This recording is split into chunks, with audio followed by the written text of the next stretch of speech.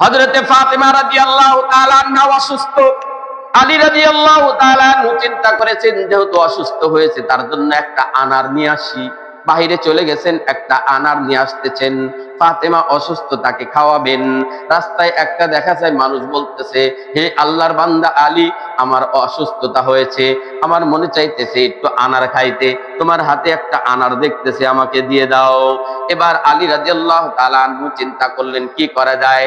ওই আনারে অর্ধেকটুকু কেটে ওই ফকির আর অসহায়কে যখন দিয়ে দেওয়া হয়েছে, আর অর্ধেকটুকু আছে। ওই আনারটা ওই ফকির সে খাওয়ার পরে, অর্ধেক খাওয়ার পরে আবারও চাইতেছে, বলতেছে আরো অর্ধেক খাইলে মনে হয় আমি ভালো হয়ে যাইতাম, আমি একজন অসুস্থ মানুষ, আমি ভালো হয়ে যাইতাম। আনারটা কেন নেওয়া হয়েছে? ফাতেমার জন্য নেওয়া হয়েছে। ফাতেমা একজন অসুস্থ মানুষ, তার জন্য নেওয়া হইতেছে। ওই আলী রাদিয়াল্লাহু তাআলা আনহুর কাছে যখন এই অর্ধেক আনার আবারও চেয়েছে, আলী রাদিয়াল্লাহু তাআলা আনহু দান করে দিয়েছেন। খালি হাতে বাড়িতে যাইতেছে, খালি হাতে বাসায় যায়। ফাতেমা রাদিয়াল্লাহু তাআলা আনহা ঘরের দরজায় দাঁড়িয়ে এবার বলতেছেন, প্রাণের স্বামী আলী কোথায় গিয়েছিলেন জানতে চাই না, তবে শুনুন, আপনি আসার আগে আগে আল্লাহ পাক রব্বুল আলামিন আমাকে সুস্থতা দান করে দিয়েছে। আপনি ঘরে আসার আগে আগে আপনি আমাকে আল্লাহ সুস্থতা দান করেছেন।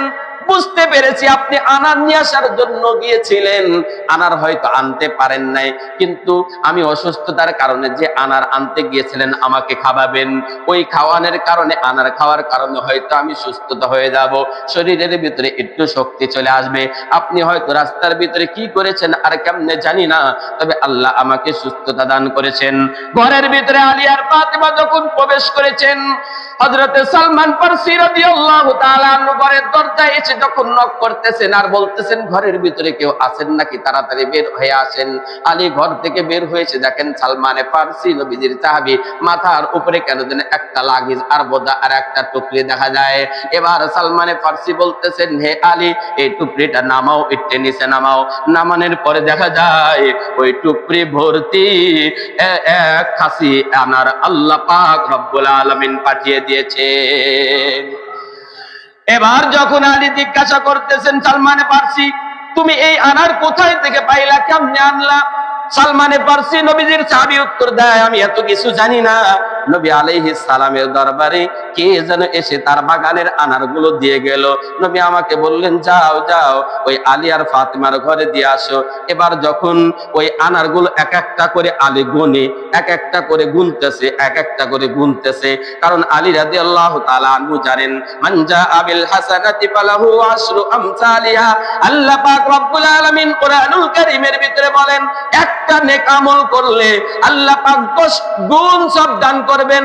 1 টাকা দান করলে 10 টাকা দানের সওয়াব আল্লাহ তাআলা দান করবেন। আলী চিন্তা করলেন, আমি তো একটা আনার দান করে আসছি, তাহলে তো আমি 10টা পাই, দেখি 10টা আছে কিনা। এবার যখন গুনতে গেছেন 9টা পর্যন্ত ওই টুকরিয়ার ঝুলির ভিতরে পাইছেন।